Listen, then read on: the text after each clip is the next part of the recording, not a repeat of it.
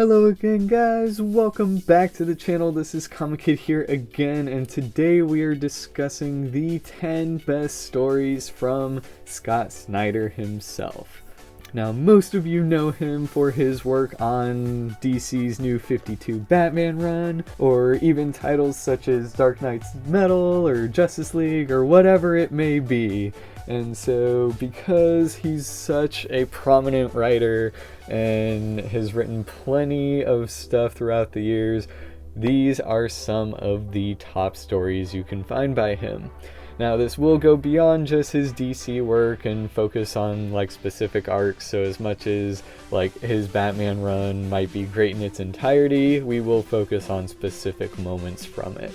But before we get started, as always, be sure to hit like and subscribe if you like the video. It really supports the channel more than you guys might realize. But we'll go ahead and jump right in and start with none other than Severed. Now, this one's definitely different from Snyder's other works just in how realistic it is. It is a horror story. Snyder is definitely known for writing horror, but it's definitely like a good kind of historical fiction type thing. It is based on a real serial killer, but is still a fictional story, and I won't tell you guys who it is just because it is kind of a key reveal.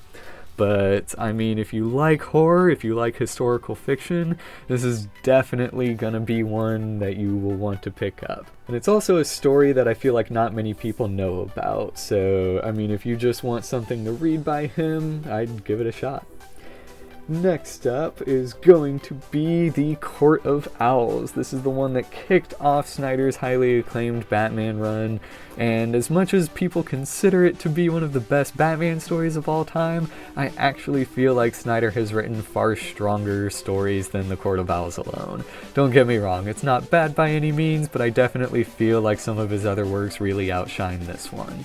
But not only is it a great place to jump in with a very modernized version of Batman, features great art by the fantastic Greg Capullo, and definitely incorporates some of those classic horror elements that Snyder's known for throughout. But my opinion aside, it is a great Batman story that many people consider to be an essential read, so there's no way it's not going to be on this list.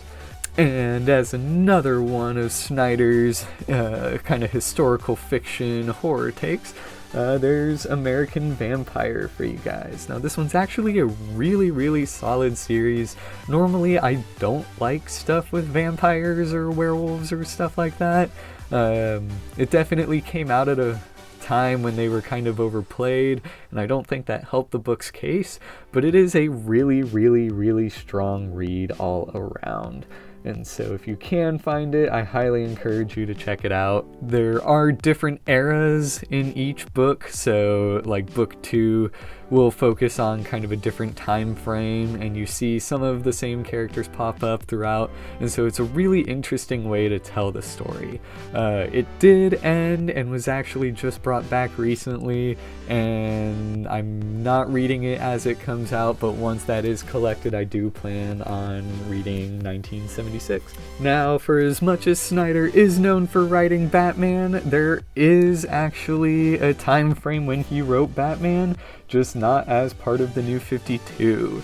Now, Batman Gates of Gotham was admittedly really easy to overlook just because you had Grant Morrison writing the main title, and, you know, there was a bunch of stuff going on the main series of Batman. This was right around the time, like right before DC started the New 52, so admittedly, it is easy to overlook Gates of Gotham. That said, it is still one of those great, like, hidden gems, and so if you like some of Snyder's, like, early DC work, kind of just the feel and charm that he brings to it there, this will be a great Batman story that you won't want to miss. Likewise, not only is it an incredibly strong story as well, but I feel like not a lot of people have read it, and so it's definitely going to be worth checking out. And next up, we have The Wake. This is a Vertigo series from Snyder and is illustrated by the phenomenal Sean Gordon Murphy, and is just a really interesting take on mermaids. The Wake is also a bit unconventional in that it's actually told in 2 parts. The first part of the story is actually a horror version, while the second part is a more sci-fi-esque story. And normally, for as much as I dislike horror, I actually found the horror version of The Wake to be much stronger than the sci-fi version. I didn't think the sci-fi version was bad by any means, but I was just very, very impressed with Snyder's approach to mermaids in the first half. So if you like his indie stuff, if you like his horror stuff, then that'll be a great one for you to check out as well. Next up, we have Witches, with a Y. Now, what really sells this book for me is the art. Putting Jock on the art is just an easy win for me, but it's a very modern take on the concept of witches. Again, if you like horror, this is definitely going to be a must-read for you. Snyder just truly kills it in this series. And it's just a nice, easy series to read. But everything about it is just classic Scott Snyder. So again, if you like his independent stuff, it's just going to be really, really solid. And Jock's art just absolutely crushes everything else about it. Like, it's so good. Coming in at the top 4 spot is going to be none other than Batman 0 Year. Now, this is unfortunately a pretty boring cover, but it is the start of 0 Year, and it's just a great modern origin story for Batman. It incorporates a few horror elements that Snyder kind of sprinkled throughout the rest of his Batman run, but it really gives the Riddler a chance to shine as well. And so it's not only is it a great Batman story, but it is just a general great DC story. 0 Year did also have a pretty big effect on the rest of the DC universe. And so it's just like there's really not much else to say aside from that. You could even jump into Snyder's run at this point in the story, just because it kind of jumps back in time and is another origin story for Batman. But it is a pretty large story as well. It went on for, I think, 12 issues. But, I mean, it's hard to deny just how big an impact Snyder had on Batman, and that's definitely part of the reason he made such an impact. Now, while I'm sure plenty of people are familiar with this, I don't think they realize just quite how good it is, but that is going to be the last issues of Snyder's run in the New 52 Batman. Now, after taking Bruce Wayne out of the picture for a while and putting Jim Gordon in, a lot of fans were kind of itching to see how Bruce Wayne would come back, especially since at this time we knew Rebirth was going to be a thing. And so seeing how Scott wrapped everything up was not only a welcome experience, but just the way he brings back Bruce Wayne was just incredibly awesome. And despite all the high points in Snyder's run, I really feel like these last 2 issues alone were just a great, great way to kind of wrap everything up. And in 2 issues, he really kind of focuses on what Batman can mean as a symbol, and so on and so forth.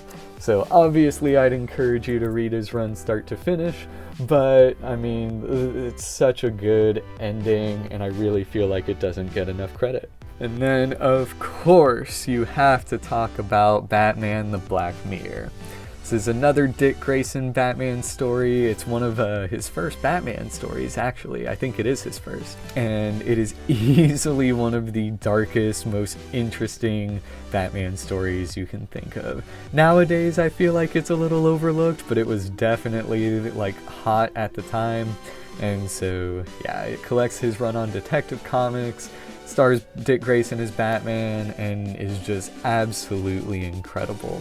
The villains in it are interesting and horrifying, and I cannot talk enough about how much I love Batman the Black Mirror. So if you guys haven't read it, obviously I don't want to spoil too much about the plot, but it is so freaking good. You've got to check it out. And last but not least, we have Batman Death of the Family. Now, this was really kind of the first major Joker story in the New 52 era, and what a high note.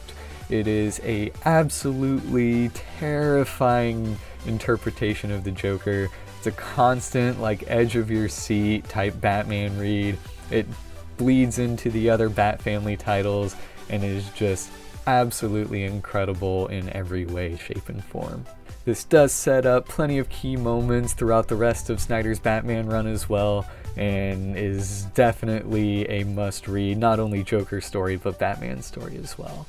And so, though it is a bit of a shorter arc, I really feel like Snyder just absolutely nails everything about this story, and it's definitely got a stronger end to it as well. If you guys have seen my Snyder versus King video, then you know I do feel like he kind of falls short on some of his endings, but I really feel like this one just landed everything it needed to, checked all the boxes it needed to, and so on and so forth. So absolutely nothing bad to say about Death of the Family. But that is everything that I have for you guys today. Let me know what Scott Snyder books y'all love down in the comments section below. Be sure to hit like and subscribe, and I will see you guys again real soon.